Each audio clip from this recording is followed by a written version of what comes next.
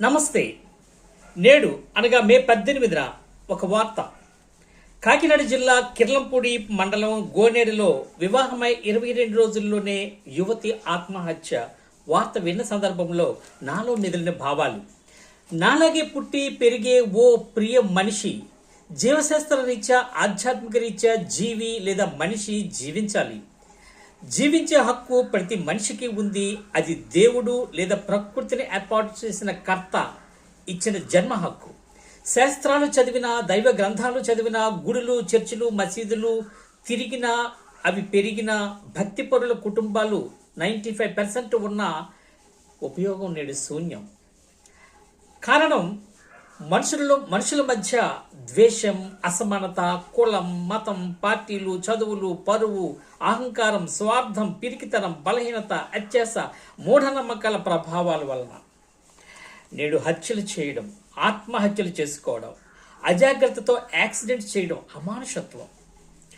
ఇవి మానవత్వం క్షీణించి వ్యక్తి శక్తిని క్షీణింపజేసే సామాజిక దురాచారాలు, దుస్సాంప్రదాయాలు, దుష్ట వైషమ్యాలు ముఖ్య కారణం.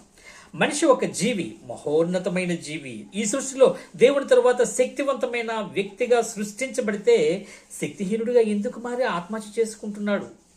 చీమ నుండి బ్లూ వేల్, నీలి తిమింగలం వరకు, గడ్డి పరక నుండి మహావృక్షాల వరకు జీవిస్తూ ఉంటే వాటిని మాదిరిగా తీసుకొని చూసుకొని అయినా మనిషి బ్రతకాలి కదా.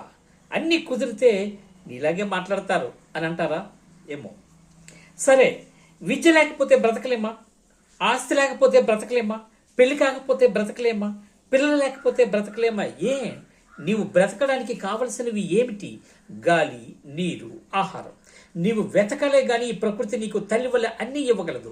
ఒంటరిగా ఉన్న వారికి ప్రకృతి ఒక మాత. నీకైతే ఎవరున్నా లేకున్నా దేవుడు ప్రకృతి రూపంలో నీకు తల్లిని ఇచ్చాడు.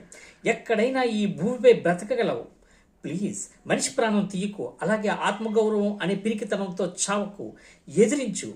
ప్రాణం సహజంగా నీ ప్రమేయం లేకుండా పోయే వరకు ధైర్యంగా జీవించడానికి పోరాడు. నీ ప్రాణం కంటే ఈ భూమిపై ఏది గొప్పది కాదు. ఎవరు గొప్పవారు కాదు. ఈ భూమిపై నీవే అన్నిటికంటే అందరికంటే గొప్ప ప్రాణివి. మర్చిపోకు. భర్త కోసమో, భార్య కోసమో, కుటుంబం కోసమో, ప్రేమ కోసమో, విద్య కోసమో, పరువు కోసమో చావకు. పోరాడు. ఓడినా పోరాడు. ఏకాకిగానైనా జీవించు. నీకు తెలియకుండా పుట్టావు, నీకు తెలియకుండానే చావాలి. హత్యలు వద్దు. మానవత్వంతో జీవించడమే ముద్దు. తప్పు జరిగిపోయిన పశ్చాత్తాపంతో ఏ తప్పు ఇక ముందు చేయకుండా జీవించు. Live and let live. All the best.